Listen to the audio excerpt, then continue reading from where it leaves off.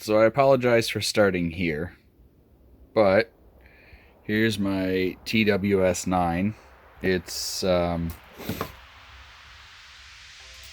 been more full recently. There's some things that have been removed. So I'm going to try and do a build video. I should have done a teardown video. I'm very sorry. I'll try to go through how I took things out in the order first and go that way. But then I'm going to build it back up. This is based on the WA system, so if you don't like what I've done or you think I'm wrong or ridiculous, go watch a bunch of YouTube videos on the WA system, and they will probably have better information than I do, because I don't know what I'm doing. So let me explain what all this stuff is, and then we'll get started. So first, these are the original hammer bearings for the King Arms. Currently, I have the new G&P dual bearing hammer pin set. So I have two bearings in there right now. That's why it looks like it won't fit. And then the new set comes with these nice metal bearings, and it comes with one of those little ring clip dealies. Sit there. Little ring clip dealie. And I took the other ring clip dealie and put it in the other side because it also has a little lip there. So I figure, I don't know, why not? I don't know what I'm doing again. So if I've done this wrong, you should tell me in the comments and I will fix it later. This is the original hammer pin. This is the new one that comes with the WA. Oh, there's a fuzzy there. Get out of there. This is the one that comes with the WA. Here's the original King Arms trigger. Let me get the bearings out of the way here. And I gotta bag all the original parts because I'm keeping all that. And that's the original hammer spring as well. So I'm gonna reuse that. I need to clean that though. Here is the original hammer, and I think this is the sear and the original hammer bar. Pin, whatever. I don't actually know how this works yet. I gotta figure this out. It looks cool. I think it's something to do like that. I mean, I know it fits like that, but I don't actually understand. This interface works with the trigger dealie here, and I understand that. Oh god, I don't know if you guys have been able to see any of that. I just shoved my entire wrist in front of it. So oh my god. All right, I know that works there. I don't know how exactly. I know that this switches, so when you go to semi-auto, they can both go up, and then if you go to full auto, only the trigger can go up, but this does not go up all the way because there's a little sticky dealie in there. Now, this this is the Matrix ambidextrous fire selector. I bought this and replaced it from the factory unit.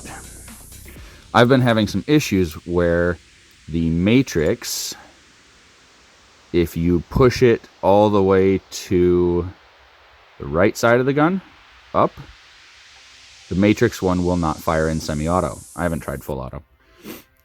If you push it down, it works fine. This one works fine either way. I think, I don't know if you can see this, I think it's because the left side of this bottom slot here, if you look, this is wide and this is just straight all the way through. So I think the Matrix is going to require shimming and a little bit more precise fitment than the original King Arms. And I don't mind that. The King Arms is also pretty worn, and the little divot for the selector is much more precise on the Matrix one, but it is smaller, so it doesn't give you as much of a satisfying feel, as that satisfying click. So I might enlarge that a little bit with a Dremel. We'll see. So there's the triggers. I'm going to put the factory one back away because I don't want to mess with it. There's the Matrix one. I don't think it came with this, but I used this. I used a O-ring for a little while just to keep it shimmed over to the side, and that worked great. But there was no feeling from it clicking at all. It was just complete mush. So I'm gonna fix that. Here is the old backy dealy thingy, whatever, you know what I mean. So this one always annoys people because you drop that little nut out of there and lose that. And then over here on the back side, you have your selector switch spring, I believe. At least that's what it looks like it interfaces with. It looks like it interfaces with... I gotta turn that the right way. There we go. With this little divot here for your semi-auto, and then with that chunk for full auto where it locks into place there. I don't know. Oh god, it's not in focus. Why is it not in focus? There's a little chunk there that it locks in, and then for semi-auto, you can see the divot where it locks in. This is horrible focus. Jesus. I need a new phone. Anyways, so that's how that works. I think the last thing, which I think it's the full auto sear. This is the one I'm actually not fully sure what do, how do. This is the full auto sear. Oh, that's because I've been doing it over here, but the lens is over here because the... Okay, hold on. Shift.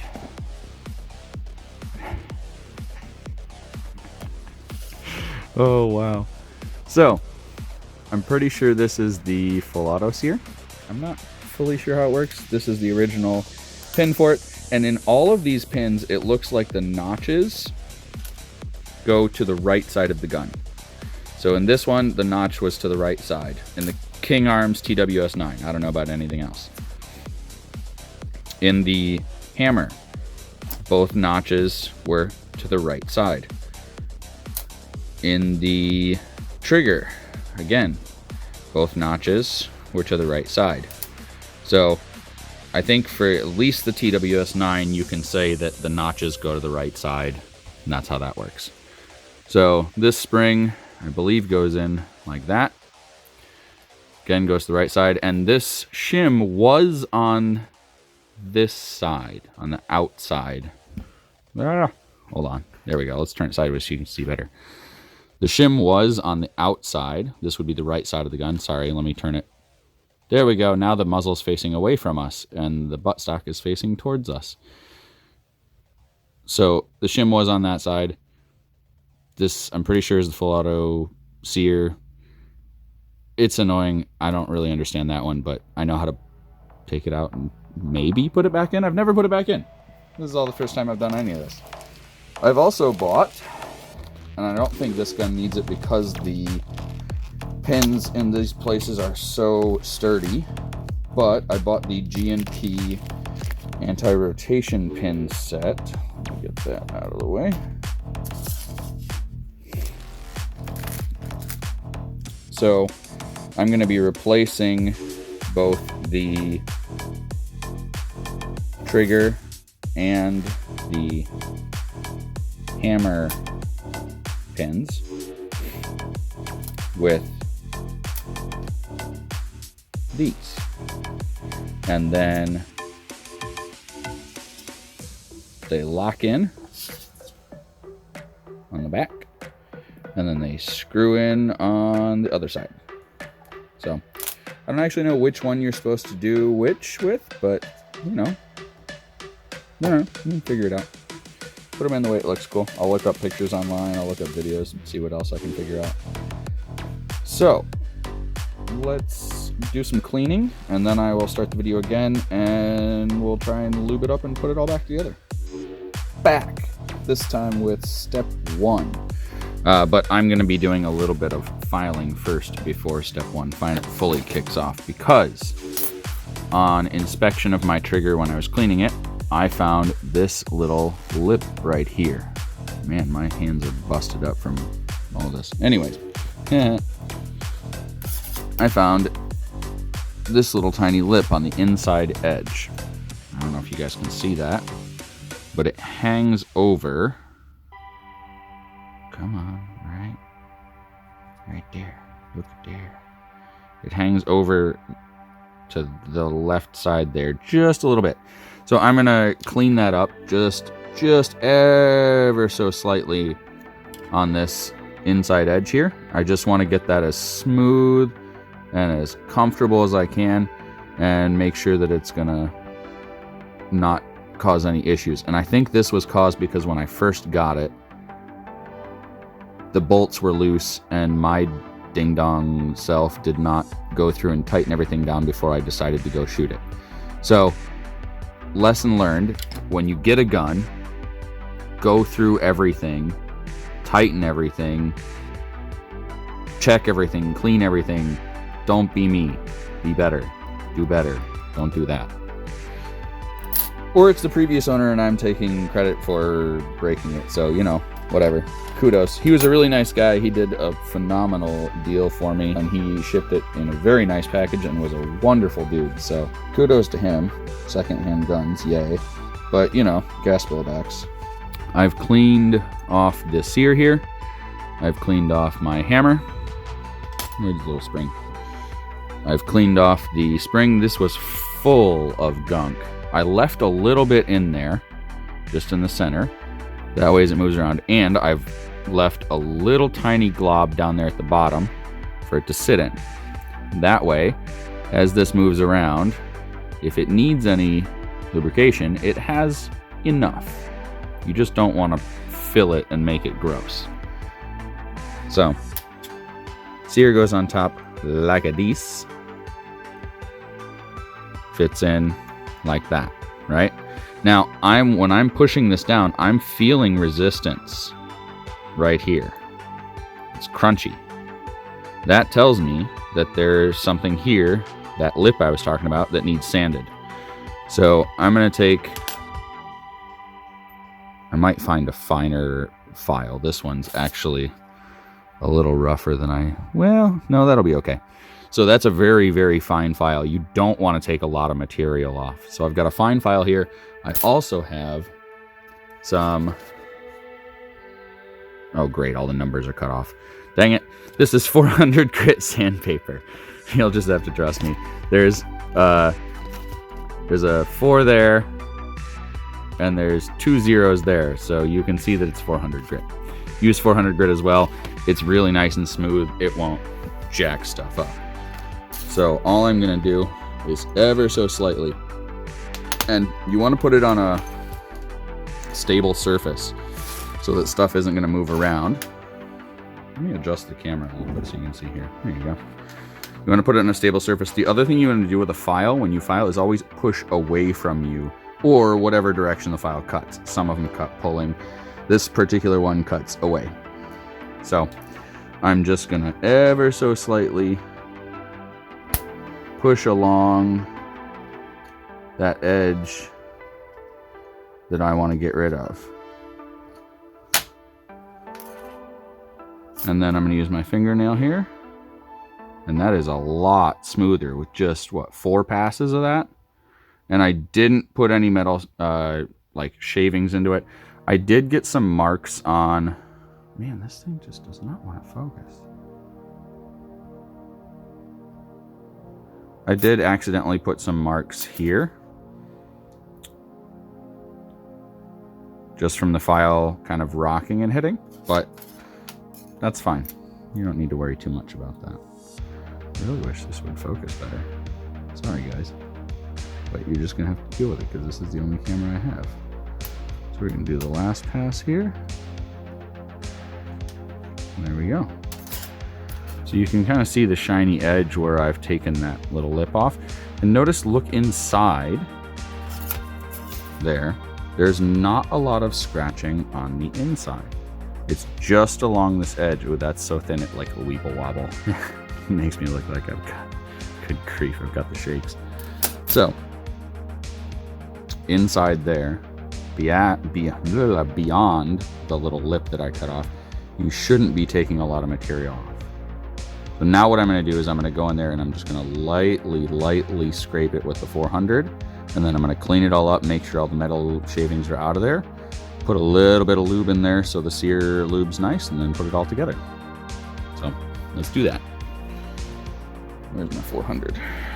There's my 400. So we're just going to take a little bit, and I'm just pulling it across just to smooth up that little edge. There we go. And I've got a little bit of rough stuff on the top here that I'm gonna smooth off as well. Oh, that's, yeah, perfect. So, got that all smoothed up. Gonna get my shop cloth here. Use something that doesn't leave a lot of fibers or stuff. I probably shouldn't be using this shop cloth because this is not the nicest shop cloth, and it does occasionally leave fibers. But don't use a regular paper towel. Don't use something that's going to leave a bunch of crap in your gun, because that's no good for anybody. So let's get that out of there. There we go.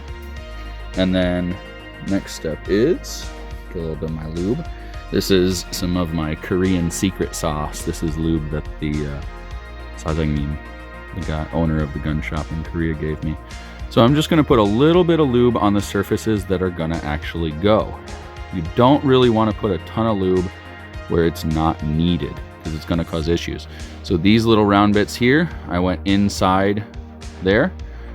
Where the spring is, I'm going to hit a little bit there. And now I've got enough lube in there to spread it around to other places.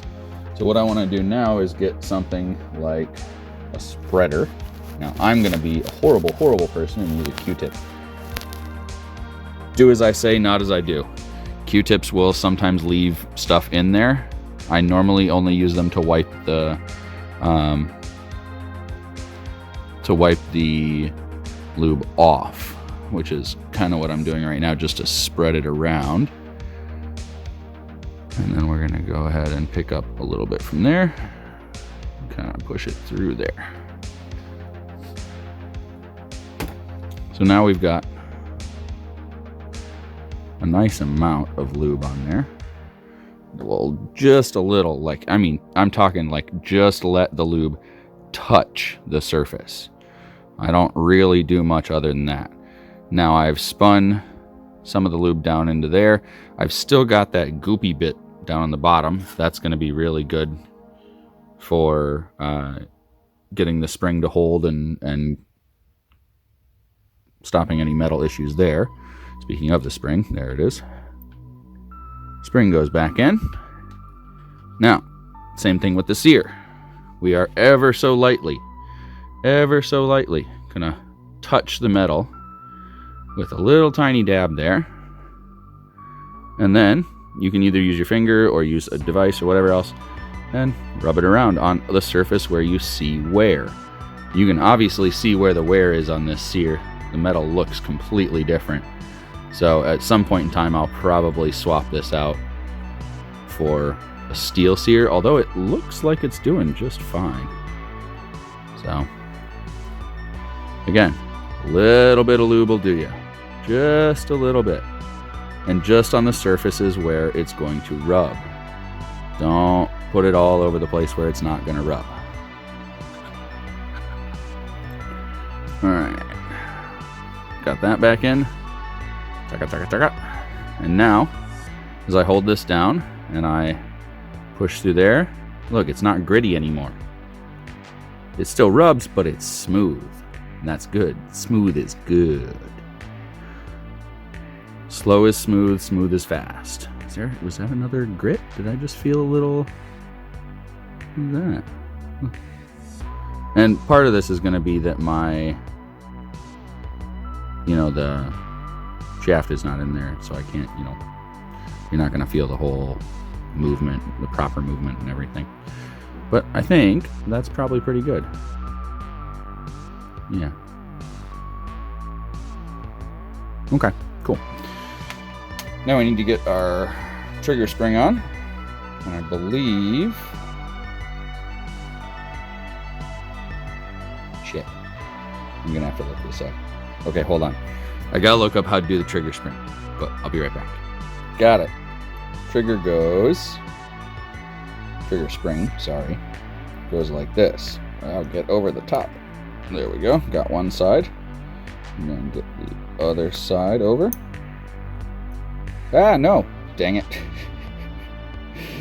Sorry, this tab has to go under that. There we go. So, trigger spring sits like that. That way when you put it down, it's pushing the trigger back. There we go. Now we're going to get that dropped down and get the pin in. So we're going to go straight through the hole here.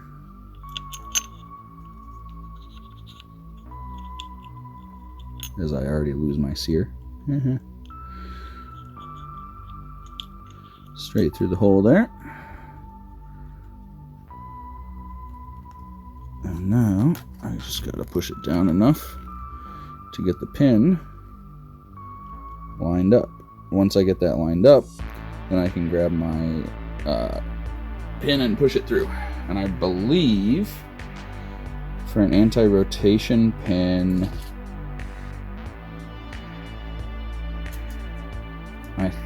I'm gonna go with I'm gonna say the trigger gets these ones because the trigger rotates a lot. So yeah, that makes sense to me, and that's what I'm gonna do. And if I'm wrong, well, you know what? I tried. I don't think that's how that works, but you know, whatever. Oh, I should probably be showing you guys this as I do it, huh? Okay, so this gets tricky because what you got to do is you got to hold it all in alignment, all at the same time. So what I'm doing is putting my two fingers down on top like this. I'm using that to hold the sear in the front of it in place, and I'm pushing straight down. And what I'm going to do there is just get the pieces in place enough that I can get. There we go. So I've got this pin enough just through one side of the trigger. Now I'm going to try and work and get it through the sear by flipping it around and trying from the other side. I don't know if you guys are going to be able to see this. Man, this is going to get tricky. Okay, so yeah, can you see in there? Oh, actually, I might be able to use the camera for this. Hey.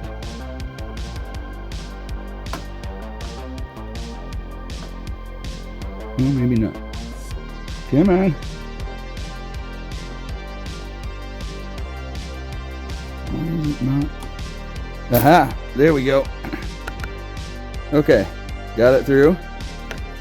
So now our last step is to get it through the other side of the hammer, and boom, out the other side.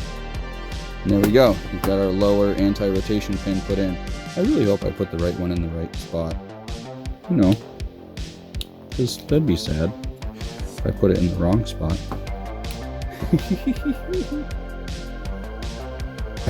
Ah, Jesus. Gotta redo the hammer thing because I screwed it up. When I put it in the gun, the spring went down like this and these arms got pushed back. They need to be pushed forward. So I gotta put it back in the gun. I'm gonna try and show you guys how to do it the right way. So again, goes through the hole, and then make sure your springs are lined up the right way. You can do it by hanging it down, by turning it upside down, whatever you need to do to make sure the springs are the right way, and then go in there and check it and make sure, so you don't want to accidentally have it wrong. That would be a tragedy. And then same thing, two fingers, push down on the top, get your pin that you put down in the wrong place there, and then we're gonna go two fingers and we're just gonna push until we can get it all lined up. Let's see if I can show you guys that. Yeah, so we're getting it all lined up here. And then, oh, hold on. you know, all the exercise being mean. Flip it around so I can see on the other side. Let's see if we can look through. Line up.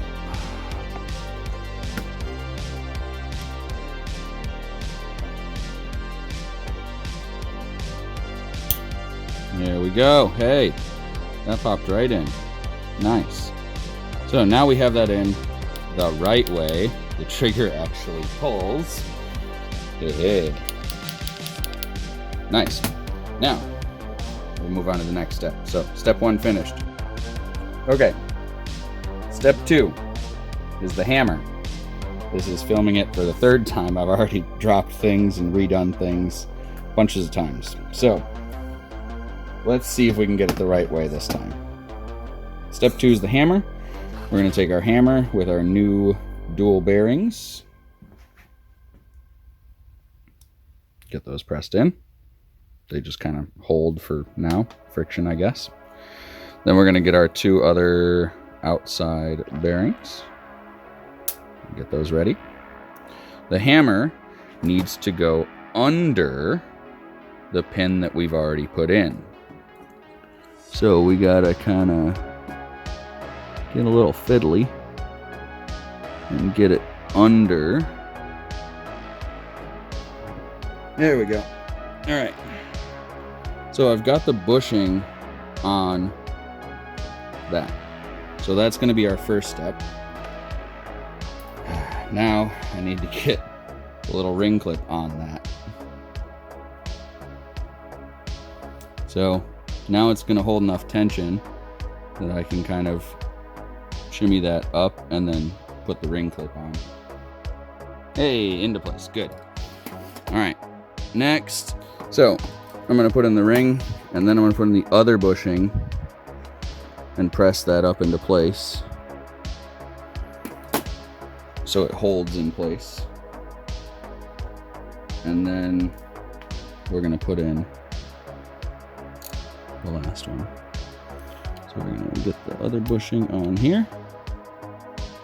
There we go. Now I gotta press my bushing back into place. Yeah! Where's my flathead? I had a flathead a second ago. There it is. Let's get. Can I get in between them? Oh, come on. There we go. And this one. So I've got my bottom.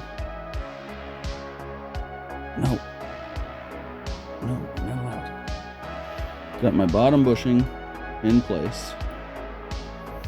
And I'm ready to push the top one in. I just need to get this spring coil over. So I'm gonna push that over. There we go.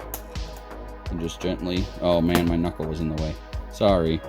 So I basically push the spring coil this way and then push the bushing up into it. So now I should have both of my bushings here in place, or at least in the coil, right? That's where I want them. And now I'm gonna get the hammer down in between the two so they don't sit back together once everything drops. And then I'm just gonna gently pull out here. I don't like it. I don't like it one bit. Until I can get the hammer down in there. And then get the hammer through. There we go. Now the other bushing's already in there, remember. So all I have to do is push this coil forward so I can line up the other hole. I think I got through the bushing. Yep, I did. And there we go. Now we're all the way through. Holy shit, that took a long time. 9 minutes. 9 minutes. This took 9 minutes. Good God. Now what I'm going to do is I'm basically going to go reverse, except I'm going to push this out by pushing this through.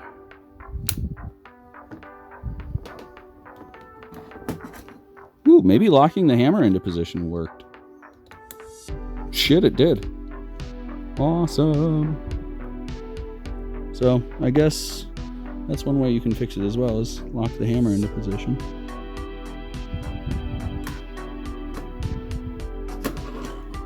Sorry, I know this is not the best view for you guys, but like, I gotta actually get this done, so you know, deal with it. This is not my day job. You don't quit yours, I won't quit mine. So there we go. Anti-rotation pin set in, hammer set in, bing bang boom. Yeah, seems to work. Cool. Now I'm gonna get these link ends on. Oops, wrong way. After all that talk about the wrong way. And then I'm just gonna screw them down and get that tightened up and get that ready to go. So step 2 is finished. I guess step 3 is put the things on. So, you know, step 3, do the thing. Well, it looks like G&P anti-rotation pin kits are a little bit too big for the TWS9 body. So, I don't know. Maybe it just needs a little shimming. Maybe it just needs a plate. But, yeah. They're a little bit too big, but they seem to everything else fits. They seem to everything else. They seem to fit fine everywhere else. You know, everything else works fine. So, cool. Step 4 is going to be to put back in the full auto sear. This is the part where I don't really know much about, so I'm going to do some research right now and figure it out, and then I'll come back.